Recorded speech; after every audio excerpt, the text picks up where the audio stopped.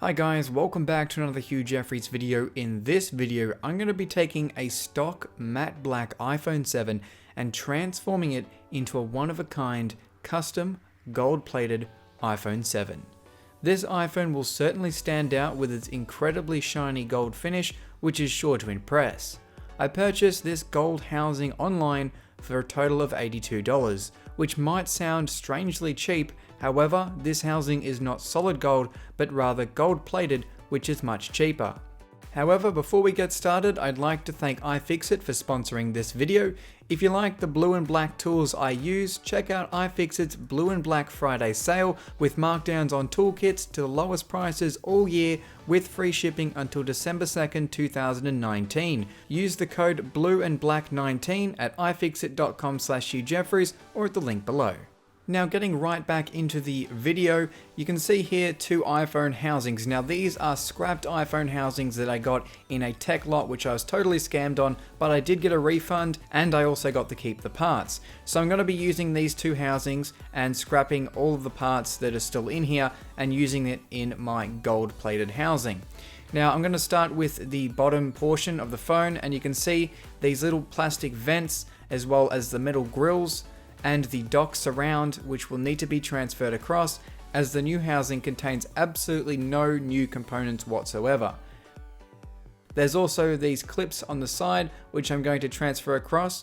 These hold the display in place and are a vital part, so that needs to be screwed into the new housing. Now the reason I'm using some old housings to salvage parts off is I actually wanted to recycle these housings that were totally destroyed and just be able to get as many parts and components out of them and then reuse them. The housing that's actually coming off of the matte black phone that we're going to be putting into the custom gold frame is actually in fairly good condition, and I may reuse it in the future for a different phone, but these housings here are absolutely destroyed. They have huge chips and large portions of paint missing, so I'm going to harvest all the parts I can from these and be able to reuse them. Now both of these scrap housings have different components still left in them. This black one still has a power button and volume flex cable, so I'm going to be salvaging that and putting that into the new frame. It's important to remove the little grill as well for the microphone, as that's usually not on replacement housings. I'll also need to swap out the mute switch with the custom gold plated one, and to do that I just used a pair of tweezers to open up the little retaining strap, and then I could insert the new mute switch and push the tabs back into place. Now once the straps have been put back into place, we can come across to our scrap housings and phones and remove the rest of the volume and power button assemblies by removing the little retaining spring and the little bracket as well. Along with the power and volume button assembly, I'm also going to be salvaging a few of the antennas and other little miscellaneous pieces throughout the housings. I can then transfer them across to the new frame and put them back into place. Now for the volume and power buttons, I'll also need to transfer the little O-ring gasket that goes on the actual sticks of the power and volume buttons, as you can see there. Now that was extremely difficult and took a long time to do, so I only showed just that very one, but I did repeat the same process on all of the buttons. After they were ready to go, I could reinstall the little retaining clips and the little springs that go on the ends. Now unfortunately, due to a manufacturing issue with the volume up button, I wasn't able to get the little metal spring attached. However, the button functions just fine without it. The other two installed perfectly fine, and now I could install the actual flex cable with the buttons themselves on them. Now you can also see the little orange gasket that goes around the mute switch, which actually helped with the water resistance in the phone. I can attach the flash and microphone back into place and install this little antenna on top of that. Coming across to this matte black iPhone 7, which will be the phone we're putting inside of this gold housing, it's time to open it up and take the remaining parts needed to complete the phone. I can use my iFixit eye opener to heat the adhesive around the display, and then insert some picks and slowly work my way around the phone to loosen up the adhesive. You'll need to work the pick up both sides of the phone as well as the very top, which can be sort of hard to get into, but there is adhesive around all sides of this phone. Once it's loose enough, you can open up the display and start to disconnect the brackets holding the front facing camera and the flex cables for the display.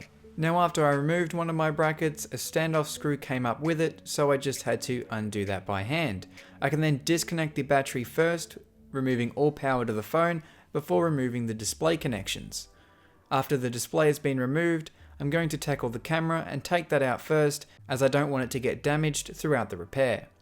I can then start to remove all of the connections and cables connecting to the logic board, as this will be the next thing to come out. I can then remove another bracket and disconnect the flex cable for the power and volume buttons, remove the Wi-Fi antenna and this single screw underneath, as well as a few screws on the logic board itself, which will need to come out first. I can then remove the SIM card tray. I can then push the lever out of the way and remove the logic board from the phone. You want to do this very gently in case you've left a screw behind, and also to avoid damaging any of the flex cables that are still in the device. You can see this is the phone without the logic board installed. There is a few more components which we'll need to take out, like the little antenna above the camera, as well as all of the bottom dock portion of the phone. First to come out is the speaker, and then I'm going to remove the Taptic engine, which with a few screws and one connector comes out of the device. I should also mention that the iPhone 7 features a number of different bits, including Phillips, Tri-Wing, and a special standoff bit, which if you're going to be working on one of these devices, you're going to need a toolkit like the iFixit Protect toolkit to complete a repair like this. With the many Phillips screws of the dock connector portion removed, it's time to actually take up the flex cable. Now it's glued into place, and if you're salvaging yours to put into a different housing, it's important not to damage it in the removal process. With it removed, you can see all of the components we've currently taken out, and this may also give you an idea on how to organize the parts out. I like to sit mine on a magnetic mat, and I like to lay these screws out next to the components so I know exactly what screw goes with what component. But moving across to the new gold frame, it's time to install the dock connector, making sure to adhere it down to the frame. I can then install the screws needed to hold it into place before I can put the Taptic engine back in and screw its appropriate screws in. Lastly, for this dock connector portion, I can reinstall the speaker and its 5 screws holding it into place. And after this speaker is installed, this completes all of the small components that are needed inside the iPhone 7. So that means it's time to install the logic board. Being gentle and routing all of the wires in place, we can insert it back into the phone and start to reassemble all of the screws that hold it into place, reinstall the Wi-Fi antenna, screwing its screws back into place. I can then reconnect the power and volume button flex cables, as well as the antenna next to the camera. I can then install the camera back into place, connecting its flex cable and installing its bracket and screws. There's also a few antenna cables which will need to be connected, and the dock connector. Moving across to the display that we pulled off of this, I'll need to remove all of the old adhesive that went around the display, as we will be reusing this LCD. And I can install the new adhesive onto the frame itself of the phone. Making sure it's lined up correctly, I can use a spudger to press it down into place and seat it firmly against the housing, and remove the top layer of protective film. I can then prep the new battery for installation. I'm going to be using an iFixit replacement battery for the iPhone 7. I have opted to use a replacement battery, even though the old one was functioning, as I was inside the phone, so I thought it was a good opportunity to swap it out with a brand new one. A good tip is after you apply the adhesive, run a spudger over the back of the battery. This will make sure the battery adhesive has properly adhered to the battery, so when you remove the plastic film, the adhesive doesn't peel up with it. With the battery ready to go, I can place it down inside the phone, making sure the connector will line up, and press it into place. We're almost done. All that needs to be connected is the display, so we can connect up the front-facing camera first, and then I can move across to the LCD and digitizer cables and connect them, and finally the battery. I can then install the few screws remaining on the brackets for both the LCD flex cables and the front-facing camera. Once everything is good to go, I'm going to give the inside a clean with my microfiber cloth to remove any fingerprints or dust left inside the phone. This is also an excellent time to test out the phone to make sure everything is functioning, such as the buttons, camera, screen, and so on. As my phone is working fine, it's time to remove the protective film from the adhesive strips and press the display back into place, starting at the top and then pressing in the bottom, and finally working in the sides. This will ensure the screen is sitting with no gaps around the frame. Lastly, I can install the 2 pentalobe screws, insert the SIM tray, and now all that's left to do is remove the plastic protective film from the back of the housing, and we're done. So this is it, a custom gold-plated iPhone 7. I believe the end result looks stunning with the gold and black combination. The housing is so shiny it can actually double as a mirror, which also means it's a fingerprint magnet.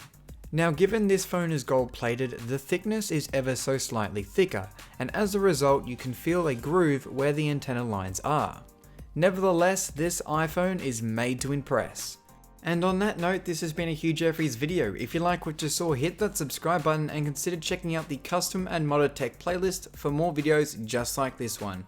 Also, make sure to follow me on my social media, link for which is down in the description. That's all for this video, and I'll catch you guys next time.